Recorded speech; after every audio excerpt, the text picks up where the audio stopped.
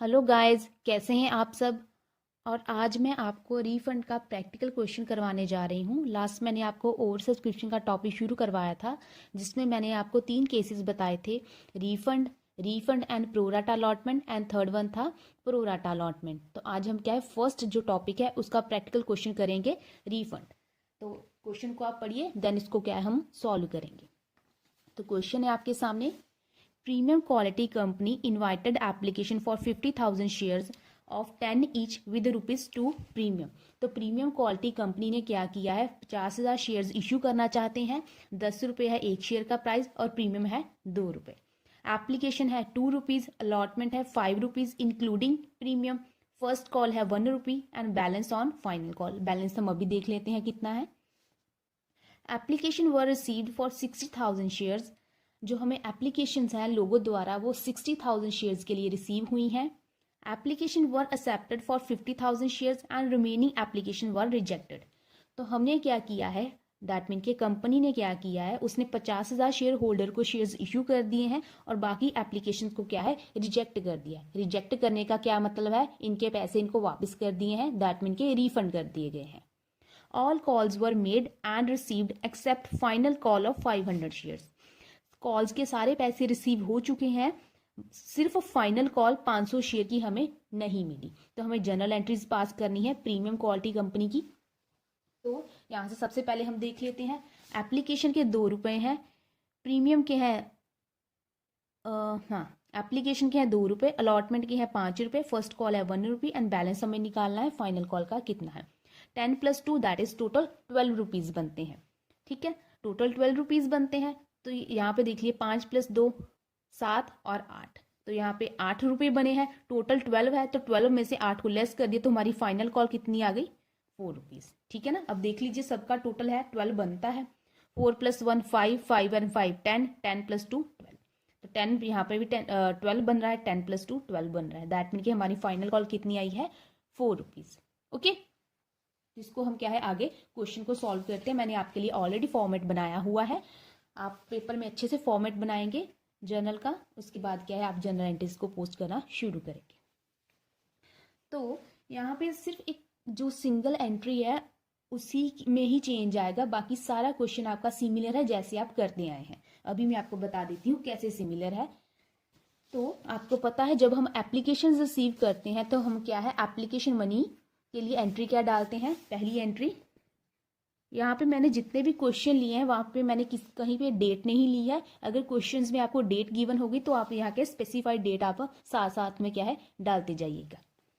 तो ठीक है, तो क्वेश्चन को हम क्या है शुरू करते हैं। तो पहली एंट्री क्या है, bank account debit to share application account.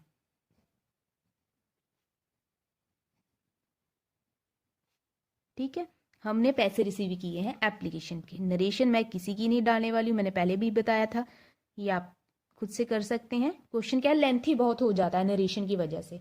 अगर नरेशन डालती जाऊंगी तो वीडियो बहुत लंबा बन जाएगा। आपको नरेशन से जर्नल सी चीज़ आप डाल सकते हो, तो आप क्या है ये काम आप खुद से कर लीजिएगा। मैं सिर्फ आपको क्या है इंपॉर्टेंट चीज़ बताने वाली हूँ। ओके, तो यहाँ पे चेंज क्या है, सबसे पहले देखिए कंपनी कितने शेयर इशू करना चाहती है, 50,000। 50,000 इशू करना चाहती है, दैट मीन कि उसने प्रोस्पेक्टस 50,000 के लिए बनाया, सारी फॉर्मेलिटीज भी किसके लिए की हैं, 50,000 शेयर्स के लिए की हैं। बट कंपनी के पास कितनी एप्लीकेशंस आई हैं, 60,000 एप्लीकेशन आई हैं। कंपनी तो 50,000 इशू कर सकती है, बट लोगों ने क्या है 60,000 के लिए एप्लीकेशन दी है। तो कितनी ज्यादा एप्लीकेशन आई हैं, 60 - 50 दैट इज 10,000 एप्लीकेशन क्या है एक्सेस में है। 10,000 क्या है एक्सेस में है। ठीक है ना, 50,000 इशू कर सकती है बट एप्लीकेशन आई हैं 60,000, तो एक्सेस एप्लीकेशन कितनी आई हैं 10,000। तो सबसे पहली एंट्री जो हमारी आती है bank account debit to share application, जिसमें हमने क्या है एप्लीकेशंस के पैसे रिसीव करने होते हैं। तो कंपनी के पास कितनी एप्लीकेशंस आई हैं, कितनी एप्लीकेशंस कंपनी ने रिसीव की हैं, कंपनी ने 60,000 एप्लीकेशन रिसीव की हैं। अगर कंपनी ने 60,000 एप्लीकेशन रिसीव की हैं तो दैट मीन कि एप्लीकेशन मनी भी कितने की रिसीव की होगी, 60,000 की ही। तो 60,000 इंटू 2 जो हमारी पहली एंट्री है, जितनी एप्लीकेशन मिली है उसके साथ जाएगा, ना कि 50,000 के साथ। ठीक है, जब जब हम एप्लीकेशन रिसीव करते हैं साथ साथ में उसकी एप्लीकेशन मनी भी रिसीव करते हैं। टिल द लास्ट डेट, जब वो विंडो क्लोज हुई है एप्लीकेशन रिसीव करने की, तो कंपनी ने 60,000 एप्लीकेशन रिसीव की हैं, और 60,000 एप्लीकेशन रिसीव किए तो पर एप्लीकेशन मनी है ₹2, तो उसने कितने पैसे रिसीव किए हैं? 60,000 इंटू 2, दैट इज 1,20,000 उसने रिसीव किए हैं। ठीक है, बाद में, ठीक है, इतना समझ आया। जब भी कंपनी जितनी, अगर यहाँ पे 1 लाख एप्लीकेशन रिसीव हुई होती कंपनी द्वारा, तो यहाँ पे 1 लाख इंटू 2 आता। ठीक है, बाकी जो कम ज्यादा है हम अगली एंट्री में क्या है इसको एडजस्ट करेंगे। यही है रिफंड का मेन पॉइंट। ठीक है ना, जो पहली 2 एंट्री है यही है रिफंड का मेन पॉइंट, बाकी सारा क्वेश्चन आपका सिमिलर होने वाला है। तो सेकेंड एंट्री आपको पता है, share application account debit to share capital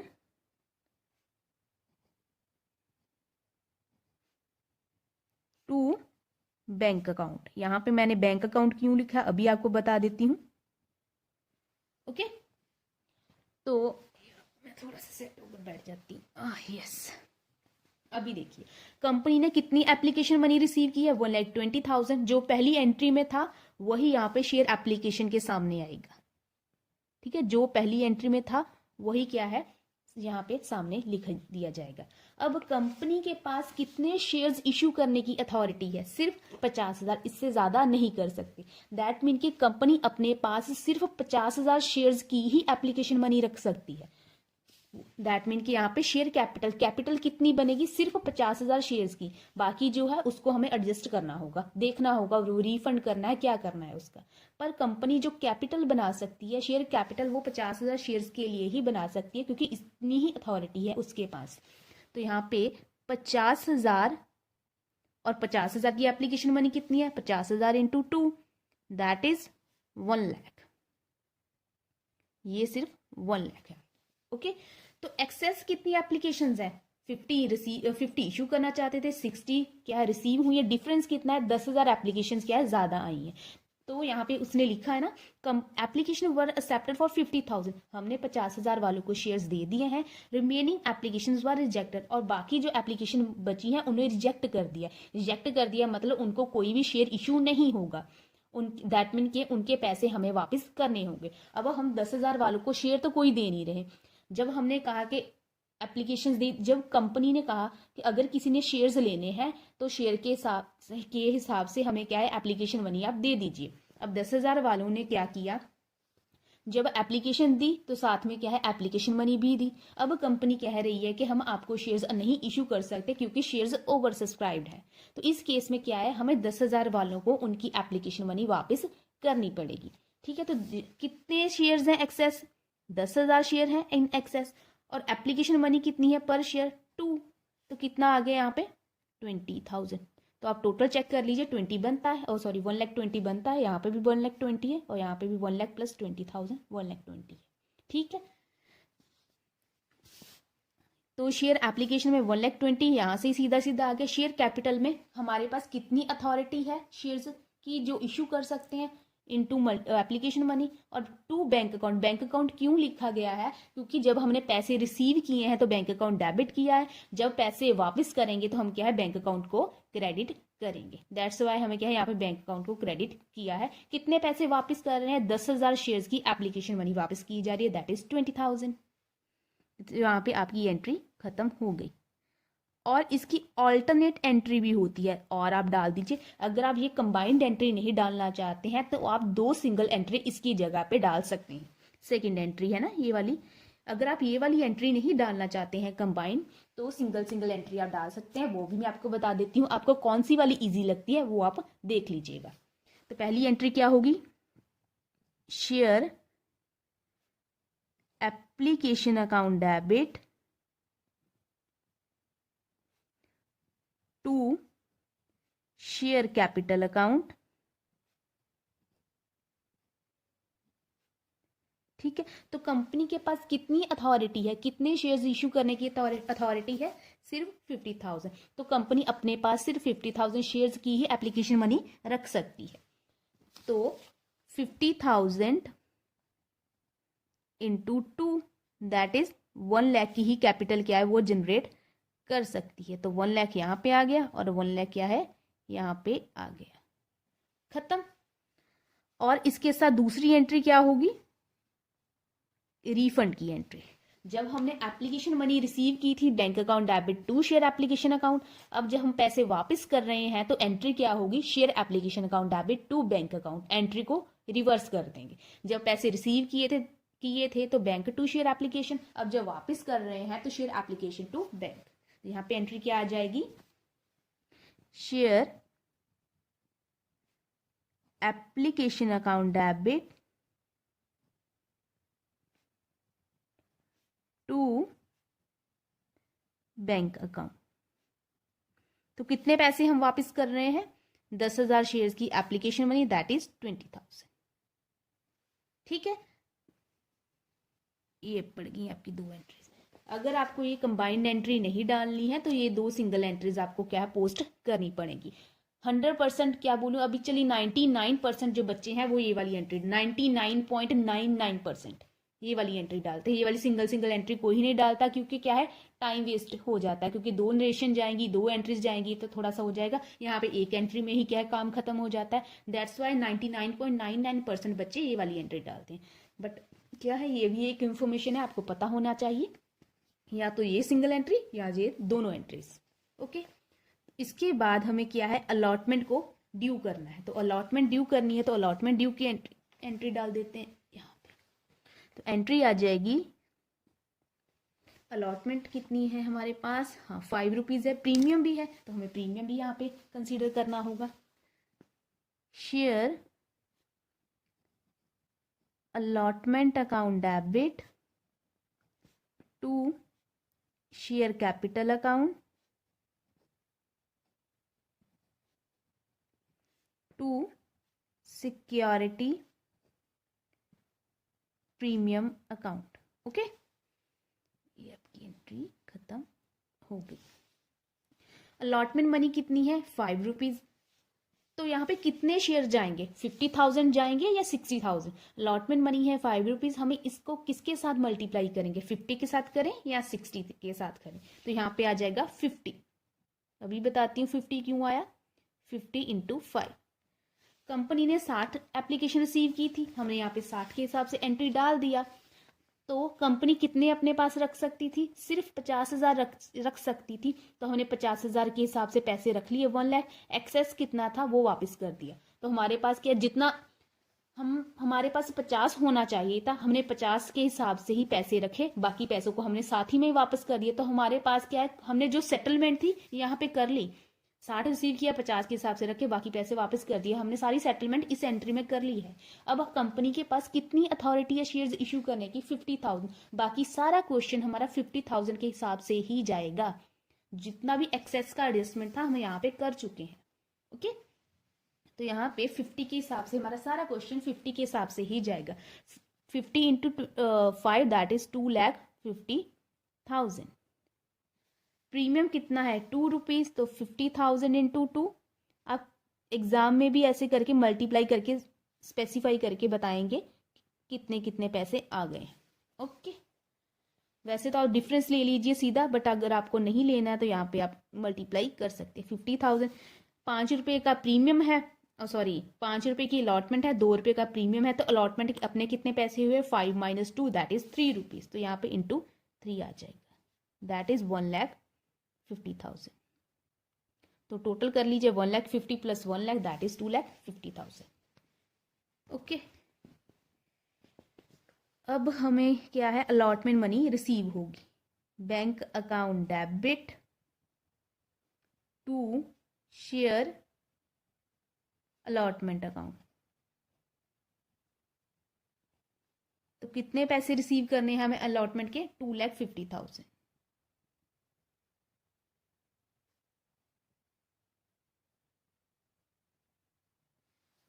okay, हम अलॉटमेंट के कितने पैसे रिसीव करेंगे, 2,50,000। उसके बाद, अरे यार स्टिक हिल गया, चलिए कोई बात नहीं। कभी कभी ना ये हाथ ज़रा सा लग जाता है तो ये स्टिक हिल जाती है, फिर थोड़ी सी दिक्कत आती है, बट कोई बात नहीं। अब हम क्या करेंगे, अब हम क्या है फर्स्ट कॉल को ड्यू करेंगे। तो फर्स्ट कॉल की ड्यू की एंट्री क्या आ जाएगी, फर्स्ट, यहाँ पे ठीक है, हाँ, first call account debit to share capital account. First call कितनी है, 1 रुपी है, और एप्लीकेशन सॉरी शेयर्स कितने हैं, 50,000। तो 50,000 इंटू 1 दैट इज 50,000।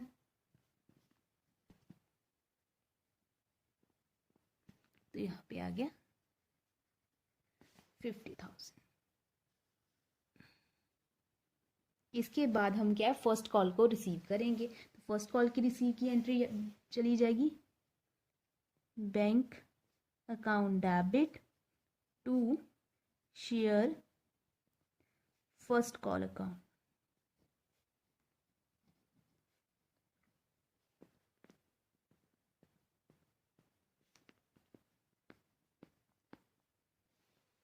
ओके, इसके बाद हम क्या है सेकंड कॉल या फाइनल कॉल को ड्यू करेंगे। Final call account debit share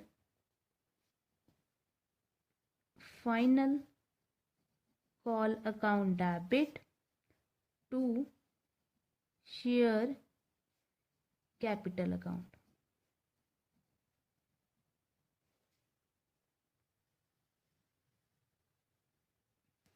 तो फाइनल कॉल कितनी है, हमने यहाँ पे बैलेंस निकाला था 4 रुपीज़, ठीक है। तो 4 इंटू 50,000 दैट इज 2 लाख।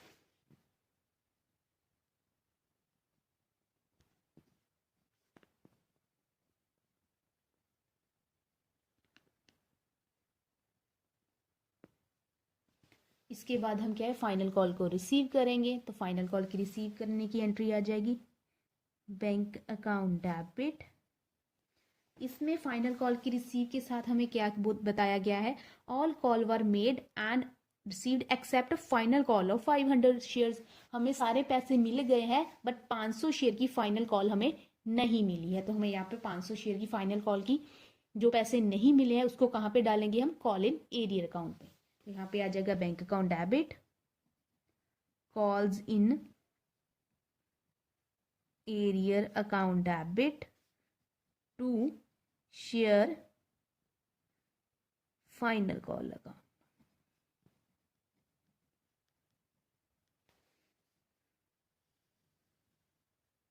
तो फाइनल कॉल कितनी है, 2 लाख। तो कितने पैसे हमें नहीं मिले, हमें 500 शेयर की फाइनल कॉल नहीं मिली है, that is 500 into 4 that is हमें 2,000 रुपीज़ नहीं मिले हैं। तो हमें कितने पैसे मिल गए होंगे, 2 लाख माइनस 2,000। तो यहाँ पे आ जाएगा 1। अगर आप ऐसे नहीं करना चाहते तो आप मल्टीप्लाई भी कर सकते हो। कैसे, अभी आपको बताती हूँ। 50,000 शेयर है टोटल, तो 500 शेयर वालों ने पैसे नहीं दिए, तो इसमें से 500 को क्या है आप लेस कर दो। तो कितनों ने पैसे दिए होंगे, 49,500। तो कितने पैसे हैं फाइनल कॉल के, 4, ठीक है ना। 50,000 के मिलने थे, 500 ने नहीं दिए, डैट मीन के 49,500 ने हमें फाइनल कॉल दी है। और यहाँ पे कितनी है फाइनल कॉल, 4 रुपीज़। तो हमें देख ले, चेक कर लेते हैं। 49,000 इंटू 5, 49,500 इंटू 4, तो ये आ गया, सॉरी मैंने कुछ गलती कर दी मल्टीप्लिकेशन में। यस, इट्स 1,98,000, ठीक है। तो अब आप डिफरेंस भी निकालो, 2 लाख में से 2,000 लेस कर दिया, तो ये भी 1,98,000 ही बन रहा है। तो दैट मीन के सही है। 2 लाख में से 2,000 लेस किए तो 1,98,000। अगर ऐसे नहीं करना है तो आप ऐसे भी कर सकते हैं। 50 में से 500 को लेस कर दिए तो बाकी 49,500 वालों ने फाइनल कॉल दे दिए। तो 49,500 को 4 के साथ मल्टीप्लाई किया तो ये आ गया 1,98,000। तो मैंने आपको रीफंड का क्वेश्चन क्या है करवा दिया है आज। कोई डाउट हुआ तो आप मुझे क्या कमेंट सेक्शन में बता सकते हैं। तो कल हम क्या है रीफंड एंड प्रो डाटा का क्वेश्चन करेंगे। तो आज के लिए इतना ही। Thank you so much.